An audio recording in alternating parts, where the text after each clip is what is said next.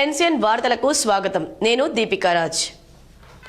BJP mayor అయిన తర్వాత నిజామాబాద్ అన్ని విధాల అభివృద్ధి చెందుతుందని ఎంపీ అరవింద్ అన్నారు. ఎమ్మెల్యే ధన్పాల్తో కలిసి ఎంపీ అరవింద్ మీడియాతో మాట్లాడారు.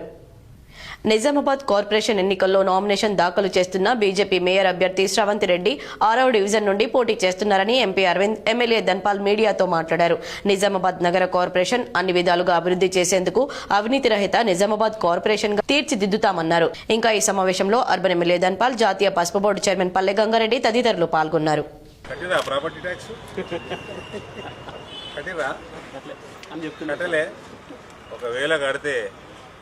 బీజేపీకి థ్యాంక్ యూ చెప్పు. 8 కోట్ల బల్దియాకి వస్తున్నాయి. మేము మేయర్ కాకంటే ముందు ప్రాఫిట్ మొదలైంది. చూసారా, డివిజన్కు 15 లక్షలు కట్టలే, ఇంకా కట్టిరా చెప్పరు. అంతా న్యూస్ ఉండాలి కదా మీ దగ్గర. కట్టలేదా? కట్టలేదా? కట్టాల్సింది ఇక బయటకు వచ్చింది. ఇక రేపు బీజేపీ మేయర్ అయినాక ఎట్లా కట్టాలి? బీజేపీ మేయర్ అయినాక దగ్గర అయింది నాకు. బీజేపీ మేయర్ అయినాక ఎట్లా కట్టాలి? ఇప్పుడే కట్టుకోరాదు, ఎలక్షన్లకు అనుకొస్తుంది. మీకు కూడా అనుకొస్తుంది. కట్టకుండా వదిలేదు లేదు. తర్వాత కార్పొరేషన్ మీద భారతీయ జనతా పార్టీ జెండా ఎగరవేస్తాం. గతంలో 3 డివిజన్లతోటి మనం మిస్ అయినాం. ప్రజలందరూ కూడా భారతీయ జనతా పార్టీ అంటే అభివృద్ధి కావాలంటే భారతీయ జనతా పార్టీ కోరుతుంటాం. ఎక్కడ ఎన్నికలు జరిగినా మొన్నటి మన ఇందూరు ఆనుకొని ఉన్న మహారాష్ట్రలో మనం చూస్తాం. బీజేపీ గాంధీ పేరును రూపు మాపాలనే కుట్ర చేస్తుందని డీసీసీ అధ్యక్షులు నాగేష్ రెడ్డి పేర్కొన్నారు. భారత జాతిపిత మహాత్మా గాంధీ వర్ధంతి సందర్భంగా జిల్లా కాంగ్రెస్ పార్టీ కార్యాలయం నందు జిల్లా కాంగ్రెస్ కమిటీ అధ్యక్షులు నాగేష్ రెడ్డి ఆధ్వర్యంలో గాంధీ చిత్రపటానికి పూలమాలలు వేసి నివాళులర్పించారు. అదేవిధంగా గాంధీ చౌక్లోని గాంధీ విగ్రహానికి జిల్లా కాంగ్రెస్ అధ్యక్షులు నాగేష్ రెడ్డి, నగర కాంగ్రెస్ అధ్యక్షులు బొబ్బిలి రామకృష్ణ పూలమాలలు వేసి ఘన నివాళులర్పించారు. ఈ సందర్భంగా జిల్లా కాంగ్రెస్ పార్టీ అధ్యక్షులు నాగేష్ రెడ్డి మాట్లాడుతూ దేశ స్వాతంత్ర్యం కోసం పోరాడిన వ్యక్తుల్లో మహాత్మా గాంధీ కీలక పాత్ర పోషించారని, శాంతి అహింస అనే మార్గంపై బ్రిటిష్ వారిని గడగడలాడించిన వ్యక్తి అని, స్వాతంత్ర్యం వచ్చిన తర్వాత 1948లో కొందరు దుష్టశక్తులు గాంధీని హత్య చేయడం జరిగిందని, మతాలకు అతీతంగా ప్రజలందరూ కలిసి ఉంటేనే దేశం అభివృద్ధి చెందుతుందని నమ్మిన వ్యక్తి గాంధీ అని అన్నారు. ఈ కార్యక్రమంలో పీసీసీ ప్రధాన కార్యదర్శి రాంభూపాల్, మార్కెట్ కమిటీ చైర్మన్ ముప్ప గంగారెడ్డి, యూత్ కాంగ్రెస్ నాయకులు గన్రాజ్, నగర మహిళా కాంగ్రెస్ అధ్యక్షురాలు రేవతి, డిచ్పల్లి సర్పంచ్ల ఫోరం అధ్యక్షులు వాసు, నగర ఎస్ఎస్ఎల్ అధ్యక్షులు వినయ్, నగర మైనార్టీ అధ్యక్షులు ఎజాజ్, మార్కెట్ కమిటీ సభ్యులు ఈసా, స్వప్న, బంటు బలరాం, సలీం, నూర్, అయ్యూబ్ మరియు తదితరులు పాల్గొన్నారు.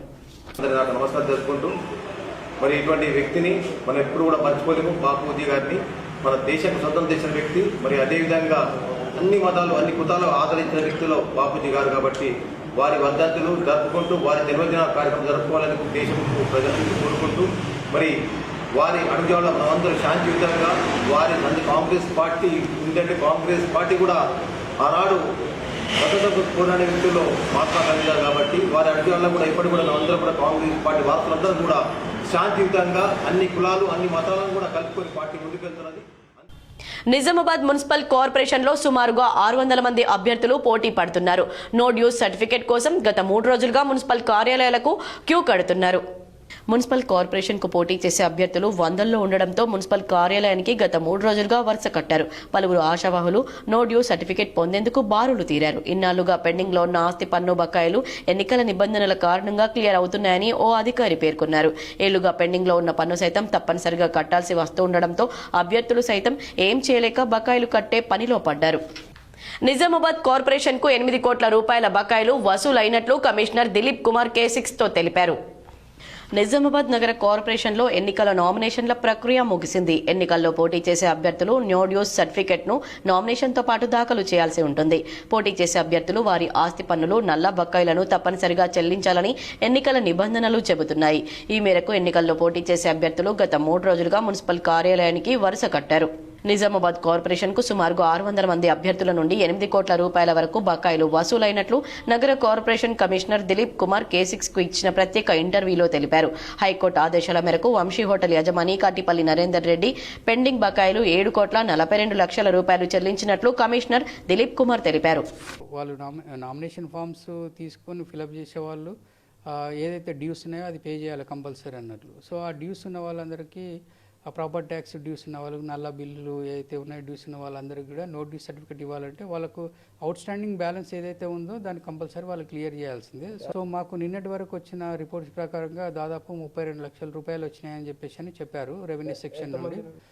పెద్ద అంటే లాంగ్ స్టాండింగ్ పెండింగ్ ఒక ఇష్యూ ఉండే, అది కూడా దానికి సంబంధించి కూడా వాళ్ళు పేమెంట్ చేయడం జరిగింది. దాదాపు 7,42 లక్షల రూపాయలు ఈరోజు పే చేశారు కార్పొరేషన్కు. సో వాళ్ళకి నోటీస్ సర్టిఫికేట్ మా రెవెన్యూ సెక్షన్ నుండి ఇష్యూ చేయడం జరిగింది. సో ఆల్ టుగెదర్ దాదాపుగా మేము 8 కోట్ల వరకు మనకు కార్పొరేషన్కు ఆదాయం. ఈరోజు ఏదైతే బకాయిలు ఉన్నాయో సార్, హైకోర్టు కూడా ఏదన్నా ఆర్డర్స్ ఇచ్చారా వాళ్ళకి కానీ మీకు కానీ? లేదు, హైకోర్టు ఆర్డర్స్ ఏమీ ఇవ్వలేదు. వాళ్ళు యాక్చువల్గా కోర్టులో వాళ్ళు రిట్ పిటిషన్ ఫైల్ చేశారు నిన్న. ఏదంటే మాకు ఈ విధంగా ఉంది కాబట్టి మాకు ముందైతే నామినేషన్ వేయడానికి అలౌ చేయండి అని చెప్పడం జరిగింది. సో అక్కడ గవర్నమెంట్ తరఫున కూడా స్టాండింగ్ కౌన్సిల్ గారు కూడా వాళ్ళు గవర్నమెంట్ తరఫున కూడా వాదించడం జరిగింది. సో ముందైతే ఇంకొక వారం రోజుల కేసును పోస్ట్ పోన్ చేశారు. ఆలోగా ఇవన్నీ కూడా డీటెయిల్స్ సబ్మిట్ చేయండి, కౌంటర్ ఫైల్ చేయండి అని చెప్పడం జరిగింది. ఇప్పుడు ఒకటే ప్రాపర్టీ సార్, ఇంకా ఆ అభ్యర్థికి సంబంధించి ఇంకేమన్నా? లేదు, ఆ ఒక ప్రాపర్టీకి సంబంధించి వంశీ ఇంటర్నేషనల్ హోటల్కి సంబంధించింది మాత్రమే డ్యూస్ ఉండే, అది మాత్రం క్లియర్ చేశారు, వాళ్ళు పూర్తి స్థాయిలో క్లియర్ చేశారు. మున్సిపల్ ఎన్నికల నిర్వహణను సజావుగా నిష్పక్షపాతంగా నిర్వహించేందుకు గాను జిల్లా కేంద్రంలోని ప్రభుత్వ డిగ్రీ కళాశాలలో పీఓలు, ఏపీఓలకు శిక్షణ కార్యక్రమం నిర్వహించారు. మున్సిపల్ ఎన్నికల్లో భాగంగా ఈ శిక్షణకు సాధారణ పరిశీలకులు ప్రశాంత్ కుమార్, అదనపు కలెక్టర్లు విక్టర్, మధుమోహన్ హాజరై అధికారులకు దిశానిర్దేశం చేశారు. ఈ సందర్భంగా వారు మాట్లాడుతూ ఎన్నికల విధుల్లో ఉన్న ప్రతి అధికారి ఎన్నికల నిబంధనలను పూర్తిగా అవగాహన చేసుకుని బాధ్యతాయుతంగా విధులు నిర్వర్తించాలని సూచించారు. పోలింగ్ ప్రక్రియలో పారదర్శకత, క్రమశిక్షణ తప్పనిసరిగా పాటించాలని, ఎలాంటి నిర్లక్ష్యం చోటు చేసుకోకుండా అప్రమత్తంగా వ్యవహరించాలన్నారు. పోలింగ్ రోజు ఎదురయ్యే వివిధ పరిస్థితులను సమర్థవంతంగా ఎదుర్కొనేలా అధికారులు ముందస్తు ప్రణాళికతో పనిచేయాలని, ఎన్నికల సంఘం ఆదేశాలను ఖచ్చితంగా అమలు చేయాలని వారు స్పష్టం చేశారు. ఈ సందర్భంగా మాస్టర్ ట్రైనర్లు శిక్షణలో భాగంగా ఎన్నికల అధికారులకు అవగాహన కల్పిస్తూ మున్సిపల్ ఎన్నికలు స్వేచ్ఛాయుతంగా, న్యాయంగా, ప్రశాంత వాతావరణంలో నిర్వహించబడేందుకు పోలింగ్ ఆఫీసర్, అసిస్టెంట్ పోలింగ్ ఆఫీసర్లు కీలక పాత్ర పోషిస్తారని, పోలింగ్ రోజున పోలింగ్ కేంద్రంలో మొత్తం ప్రక్రియను సజావుగా నిర్వహించడం పీఓ యొక్క ప్రధాన బాధ్యత అన్నారు. ఓటింగ్ ప్రారంభానికి ముందు పోలింగ్ సామాగ్రి సక్రమంగా ఉందో లేదో పరిశీలించడం, మాక్ పోలింగ్ నిర్వహించడం, పోలింగ్ ఏజెంట్ల సమక్షంలో బ్యాలెట్ బాక్సులు సిద్ధం చేయడం వంటి బాధ్యతలు నిర్వహించాలని, ఓటర్ల గుర్తింపు, ఓటర్ జాబితా ప్రకారం ఓటు హక్కు కల్పించడం, ఎన్నికల నిబంధనలను ఖచ్చితంగా అమలు చేయడం పీఓ, ఏపీఓల సంయుక్త బాధ్యత అన్నారు. ఎన్నికల సమయంలో ఎలాంటి అవకతవకలు జరగకుండా చూడడం, సమస్యలు తలెత్తినప్పుడు వెంటనే ఉన్నతాధికారులకు సమాచారం ఇవ్వడం కూడా వారి విధుల్లో భాగమని, అలాగే పోలింగ్ ముగిసిన అనంతరం ఓటింగ్ యంత్రాలను సీల్ చేయడం, అవసరమైన పత్రాలను పూర్తి చేసి భద్రంగా స్ట్రాంగ్ రూమ్ కు తరలించడం వంటి కీలక బాధ్యతలను కూడా పీఓ, ఏపీఓలు నిర్వర్తిస్తారన్నారు. ప్రజాస్వామ్య వ్యవస్థలో ఎన్నికల విశ్వసనీయతను కాపాడడంలో పీఓ, ఏపీఓల పాత్ర అత్యంత కీలకమైందని, వారి నిబద్ధత, పారదర్శకతతో ఎన్నికల ప్రక్రియ విజయవంతం చేయాలన్నారు. ఈ శిక్షణ కార్యక్రమంలో డీఈఓ రాజు, మున్సిపల్ కమిషనర్ రాజేందర్, సంబంధిత ఎన్నికల అధికారులు, పీఓలు, ఏపీఓలు పాల్గొన్నారు. నిజామాబాద్ నగరంలో పలు నామినేషన్ కేంద్రాల్లో బీజేపీ అభ్యర్థుల నామినేషన్లు దాఖలు కార్యక్రమంలో ఎమ్మెల్యే ధన్పాల్ పాల్గొన్నారు. వారికి అండగా నిలిచారు. నిజామాబాద్ నగరపాలక సంస్థ ఎన్నికలకు సంబంధించి శుక్రవారం నామినేషన్ల చివరి రోజు కావడంతో పలు పార్టీల అభ్యర్థులు భారీగా కేంద్రాలకు వెళ్లి నామినేషన్ వేస్తున్నారు. ఇందులో భాగంగా నగరంలోని పలు వార్డులకు సంబంధించి బీజేపీ అభ్యర్థులకు మద్దతుగా Nizamabad urban MLA Dhanpal Suryanarayana nomination కేంద్రాలకు వెళ్లారు. అయితే అప్పటి వరకు అధికారికంగా అభ్యర్థుల పేర్లను ప్రకటించకపోవడం గమనార్హం. రాబోయే మున్సిపల్ కార్పొరేషన్ ఎన్నికల మీద తర్వాత కార్పొరేషన్ మీద భారతీయ జనతా పార్టీ జెండా ఎగరబోతుంది. గతంలో 3 డివిజన్లతోటి మనం మిస్ అయినాం. ప్రజలందరూ కూడా భారతీయ జనతా పార్టీ అంటే అభివృద్ధి కావాలంటే భారతీయ జనతా పార్టీ కోరుకుంటాం. ఎక్కడ ఎన్నికలు జరిగినా మొన్నటి మన ఇందూరు ఆనుకొని ఉన్న మహారాష్ట్రలో మనం చూసాం. ఇక్కడ కూడా గత 7 సంవత్సరాల నుండి ఎంపీ గారు మరియు నేను 2 సంవత్సరాల్లో అయిపోయింది. ఎక్కడ ఒక రూపాయి అవినీతి లేకుండా. నిజామాబాద్ మున్సిపల్ ఎన్నికల్లో పోటీ చేసే కాంగ్రెస్ పార్టీ మేయర్ అభ్యర్థి ఏకంగా 8 కోట్ల రూపాయల ఆస్తి పన్ను చెల్లించారు. మున్సిపల్ ఎన్నికల్లో పోటీ చేసే అభ్యర్థులు నో డ్యూ సర్టిఫికేట్ ఖచ్చితంగా పొందాల్సి ఉంటుంది. కాగా ఇందుకోసం ఓ కార్పొరేటర్ మరియు మేయర్ అభ్యర్థి ఏకంగా 7.42 కోట్లకు పైగా చెల్లించడం చర్చనీయాంశంగా మారింది. మున్సిపల్ ఎన్నికల్లో పోటీ చేసే అభ్యర్థులు సంబంధిత ధృవపత్రాలను ఎన్నికల అధికారులకు అందజేయాల్సి ఉంటుంది. ప్రధానంగా అభ్యర్థి నో డ్యూ సర్టిఫికేట్ ఖచ్చితంగా పొందాల్సి ఉంటుంది. ఇందులో భాగంగా ఆస్తి పన్ను పూర్తిగా చెల్లించినట్లు ధృవపత్రాన్ని అందజేస్తారు. అయితే మున్సిపల్ కార్పొరేషన్లో 19వ డివిజన్ అభ్యర్థి కాటిపల్లి శమంతారెడ్డి భర్త కాటిపల్లి నరేందర్ రెడ్డి ఏకంగా 7.42 కోట్లకు పైగా మున్సిపల్ పన్ను బకాయిలు చెల్లించారు. అనంతరం నేడు కాంగ్రెస్ అభ్యర్థిగా ఎన్నికల నామినేషన్ దాఖలు చేశారు. ప్రస్తుతం ఈ అంశం నగరంలో తీవ్ర చర్చనీయాంశంగా మారింది. సిరికొండలోని ఎదురుకొండ శ్రీ లక్ష్మీ వెంకటేశ్వర స్వామి కళ్యాణం జాతర భక్తి శ్రద్ధలతో నిర్వహించారు. సిరికొండ మండలంలోని తోంపల్లి ఎదురుగొండ శ్రీ లక్ష్మీ వెంకటేశ్వర స్వామి కళ్యాణం జాతర రథమహోత్సవం ఘనంగా నిర్వహించారు. ఈ సందర్భంగా ఆలయ కమిటీ సభ్యుల ఆధ్వర్యంలో కళ్యాణం, యజ్ఞం, బలిదానం, రథోత్సవం, ప్రత్యేక పూజలు నిర్వహించారు. పండితుల వేద మంత్రాలు చదువుతూ శ్రీ లక్ష్మీ వెంకటేశ్వర స్వామి వారి కళ్యాణం నిర్వహించగా వచ్చిన భక్తులకు కమనీయంగా కనుల పండుగగా తిలకించారు. కలియుగ దైవమైన శ్రీ లక్ష్మీ వెంకటేశ్వర స్వామి కళ్యాణం తిలకించేందుకు భక్తులు ఆసక్తికరంగా అధిక సంఖ్యలో పాల్గొన్నారు. భక్తులు స్వామివారిని దర్శించుకుని కోరిన కోరికలు తీర్చే అత్యంత మహిమాన్వితమైన దేవుడుగా ఎదురుగొండ శ్రీ లక్ష్మీ వెంకటేశ్వర స్వామి విరాజిల్లుతున్నాడని, దేవుణ్ణి దర్శించుకుని మొక్కులు తీర్చుకోవడంతో కొంగు బంగారమై కోరిన కోరికలు సుఖ సంతోషాలతో తమ కుటుంబాలు పాడి పంటలతో బాగుంటాయని ఇక్కడ ప్రజల ప్రగాఢ విశ్వాసం. భక్తులు నలుమూలల నుండి జాతర మహోత్సవంలో పాల్గొని తీర్థ ప్రసాదాలు స్వీకరించి అన్నదాన కార్యక్రమంలో పాల్గొన్నారు. ఈ కార్యక్రమంలో దేవాదాయ కమిటీ సభ్యులు, గ్రామాభివృద్ధి కమిటీ సభ్యులు, గ్రామ ప్రజలు, భక్తులు తదితరులు పాల్గొన్నారు. డొంకేశ్వర్ మండలంలో సీఎం కప్ క్రీడా పోటీలు ఘనంగా ప్రారంభమయ్యాయి. డొంకేశ్వర్ మండలంలో ఈరోజు సీఎం కప్ క్రీడా కార్యక్రమాలు నిర్వహించారు. ఈ సందర్భంగా డొంకేశ్వర్ మండల కాంగ్రెస్ పార్టీ అధ్యక్షులు భూమేష్ మాట్లాడుతూ తెలంగాణ ప్రభుత్వం విద్యార్థులను ప్రోత్సహించడానికి సీఎం కప్ను నిర్వహించడం జరుగుతుందని, పోయిన నెల 22 నుంచి గ్రామస్థాయి పోటీలు నిర్వహించడం జరిగిందని, ఈ రోజు డొంకేశ్వర్ మండల కేంద్రంలోని జెడ్పీహెచ్ఎస్ స్కూల్లో ఈ రోజు ప్రారంభించడం జరిగిందన్నారు.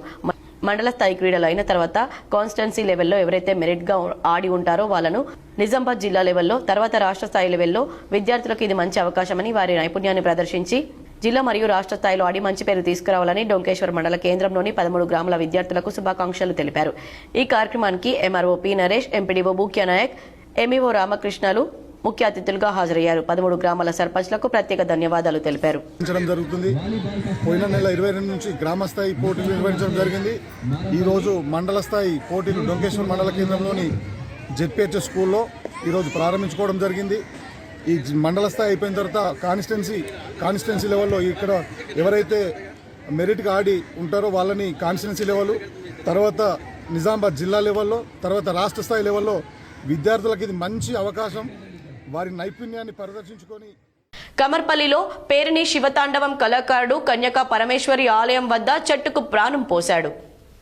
కమర్పల్లి మండల కేంద్రంలో గత 4 సంవత్సరాల క్రితం జాతీయ రహదారి వెడల్పులో భాగంగా తొలగించిన చెట్లను హరితహారం కార్యక్రమంలో భాగంగా కమర్పల్లి గ్రామానికి చెందిన పేర్ని శివతాండవం కళాకారుడైన ముద్రవేణి హనుమాన్లో అతని స్నేహితులు గుగ్గిలం దేవరాజు కలిసి శ్రీగిరి గుట్ట వద్దకు క్రేన్ల సాయంతో చెట్టును తీసుకొచ్చి కన్యకా వాసవి పరమేశ్వరి ఆలయంలో ఈ చెట్టును నాటారు. ఈ రోజుకు 5 సంవత్సరాల్లోకి అడుగు పెడుతున్న సందర్భంగా కేక్ కట్ చేసి ఘనంగా సంబరాలు జరుపుకున్నారు. ఇందులో భాగంగా ఈ కార్యక్రమానికి ముఖ్య అతిథిగా వచ్చిన FRO ఆర్ రవీందర్ మాట్లాడుతూ ట్రాన్స్ప్లాంటింగ్ చేస్తే 100 సంవత్సరాల చెట్టును కూడా తిరిగి బ్రతికించవచ్చని ఆయన తెలిపారు. ఈ కార్యక్రమంలో DYRO శ్రీనివాస్, FBO ఎర్రం వరుణ్, సర్పంచ్ కొత్తపల్లి హారిక, ఉప సర్పంచ్ కొత్తపల్లి అశోక్, గ్రామ కమిటీ అధ్యక్షులు భోగ రామస్వామి, బుచ్చి మల్లయ్య, రచయిత్రి మగ్గిడి లక్ష్మి, ముద్రవేణి హనుమాన్లు, వార్డు సభ్యులు లోలం సురేష్, నవీన్, గ్రామ కమిటీ, ఫారెస్ట్, గ్రామ పంచాయతీ సిబ్బంది తదితరులు పాల్గొన్నారు.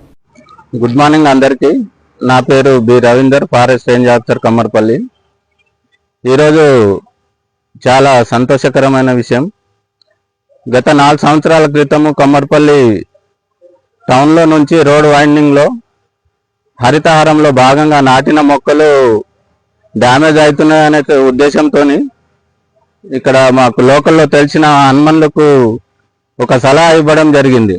ఎందుకంటే ఈ రావి, మర్రి, జువ్వి వృక్షాలు మనం ట్రాన్స్ప్లాంట్ చేయొచ్చు. కమర్పల్లిలో బ్రహ్మం గారి కళ్యాణ మహోత్సవం వేడుకలు కమనీయంగా నిర్వహించారు.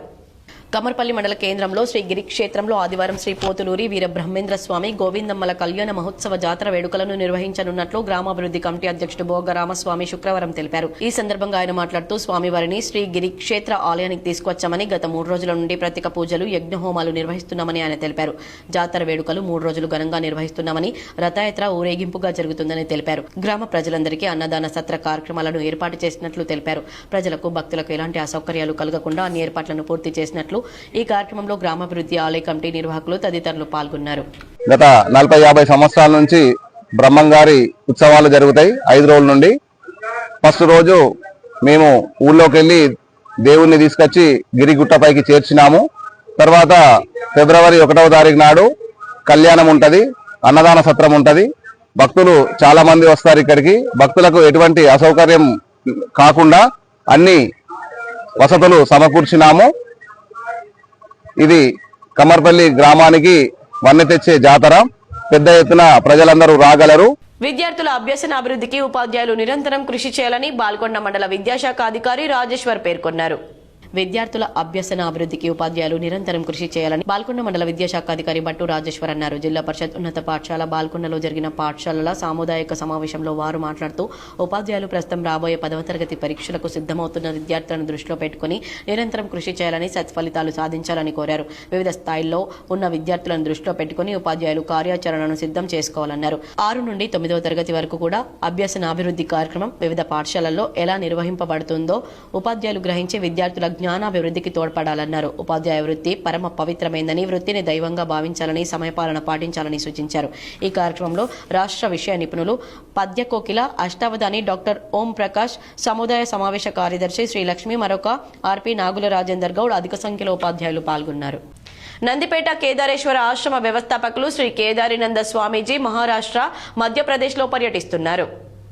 నందిపేట శ్రీ కేదారినంద స్వామీజీ తన శిష్య బృందంతో కలిసి మధ్యప్రదేశ్, మహారాష్ట్రలో పర్యటిస్తున్నారు. మొదట మధ్యప్రదేశ్లో ఉన్న జ్యోతిర్లింగం ఓంకారేశ్వర ఆలయాన్ని సందర్శించి ప్రత్యేక పూజలు చేశారు.